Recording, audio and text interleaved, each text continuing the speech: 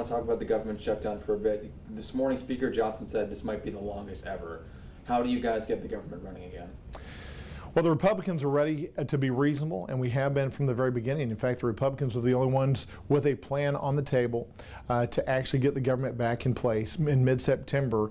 Let's not forget, we passed a continuing resolution that was a clean continuing resolution that wasn't filled with partisan policies. It was a clean continuing resolution that the Democrats had voted for 4 times in the past 13 months. Yet they refuse to vote for it this time. Why? Because they're holding the American people hostage for things that are unreasonable. And so we're going to continue to be reasonable, the Republicans on our side. We're going to continue to tell the American people that we're ready to get back to work, and we need to be back to work on their behalf. But the Democrats have got to get reasonable in this situation. I don't know that that's going to happen in the next couple of weeks. Unfortunately, it looks like that everybody's digging in their heels, and that's unfortunate, because a shutdown is not good for anybody. It's not good for the taxpayer. It costs the taxpayer more money than if we're at work. It sends people home to do no work, and then when they return, they get paid for that time. It keeps people at work that are essential employees, and in the meantime, a lot of them are not getting paid, and all of that should not be the case. We've got the same problems, the same people. We need to get to business and get the solution done, get the government back working for the American people. It's the parts of the government that really are working for the American people that end up getting shut down. There's a lot of other parts of the government we need to clean house on, and we're doing that. But this shutdown is not good for the American people, and we need to continue to be reasonable. What are those demands from the Democrats that you really that they're holding down on? You know, Vice President Vance has talked about health care. What are those things that you're seeing? Yeah, there's lots of demands, and remember, this is just a 7-week CR that the Republicans had passed and were asking for, that the Democrats had voted for in the past. A 7-week time period to continue to talk about some of these bigger issues.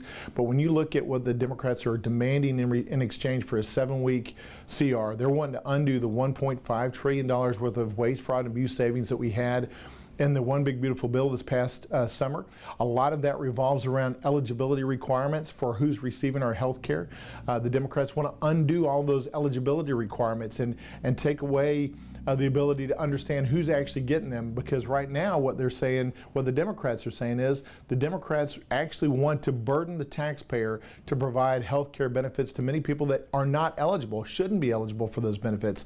And so that's a problem. I think that's a problem for us to stand up for and not bend over for.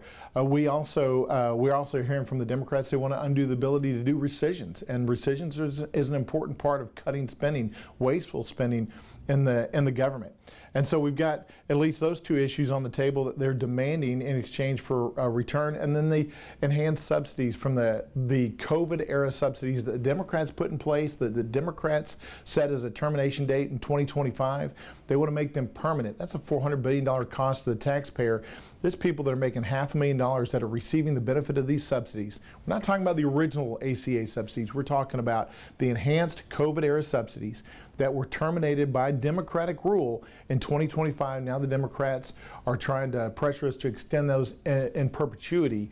That's a big burden on the American taxpayer, when 40% of the people that are receiving those subsidies fully are not even using health care at all, not one time in the last year.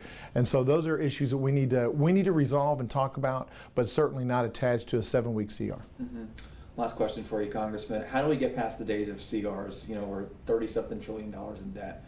Talk about Doge and all those things. How do we get past these days? Well, I support what my friend Dusty Johnson in South Dakota wants to do, and that is to put in law a 14-day continuing resolution if we get to the point where the shutdown's to happen. It was just another 14 days of funding on the same terms, and continually gets us another 14 days until we get those issues resolved.